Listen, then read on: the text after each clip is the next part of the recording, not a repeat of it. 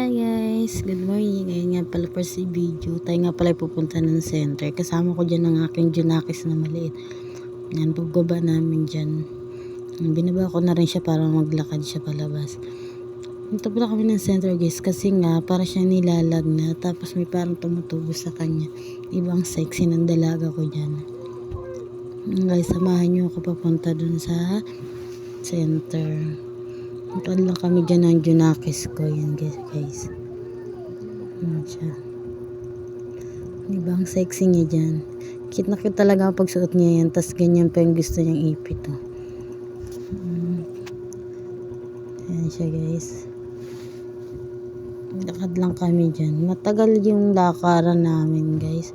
Kasi malayo-layo. Sa labasan pa talaga yung ano namin. Yan siya guys. Yan siya guys. Ganyan lang ginagawa namin. Naglakad. Ayun guys. So diba. Ganyan yung daanan namin.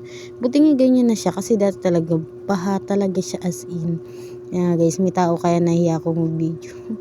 Kaya tinutok sa akin yung camera ko dyan. Yan siya. Yan yung ginawa ko na. Punta kami ng center. Papacheck ko lang siya. Kung ano yung ano niya. Yan guys. So diba. Nakita niyo naman. Oh, diba? Sa gilid kami dumadaan. Tapos alam diba, dun banda, puro na siya lumot. Ayun siya guys, oh.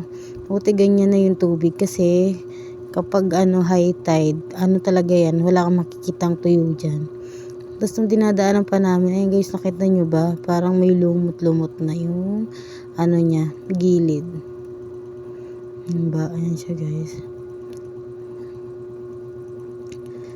Ganyan lang. Naglakad lang kami dyan. Yung panganay ko pala wala dyan kasi pumasok na siya sa school kaya hindi ko siya kasama. Buti naman at sinipag yung inday ko dyan na maglakad. Diyos ko.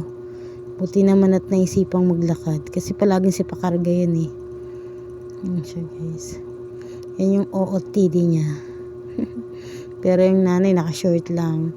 Tapos t-shirt. Sapat na yun. At least nakaipit ako. Ganun. Yan siya guys. Yan, dyan malapit kami sa mas maputi. Ay, yan, binuhat ko na nga pala siya guys kasi masyadong madulas na yung daanan. Kaya binuhat ko na siya. Baka madulas pa. Ayan siya guys.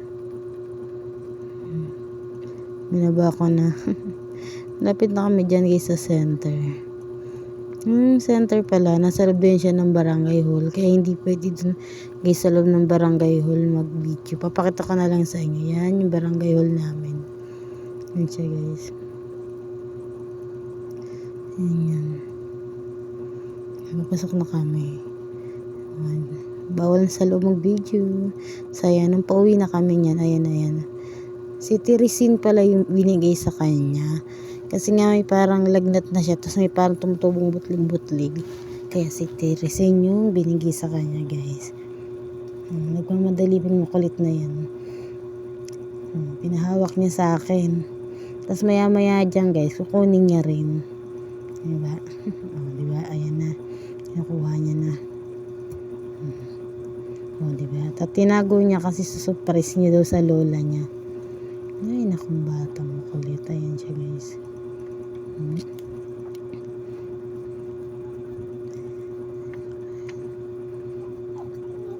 Ayan na guys. Ayan na. Malapit na pala kami sa bahay. Sa may poso na banda yan. Ayan. Makalagpas na kami sa may poso. Ayan siya guys. Ayan na guys. Malapit na. Papasok na kami sa may iskinita namin. Siguro napanood nyo na yung vlog ko. Kaya dyan yan. Ayan siya guys.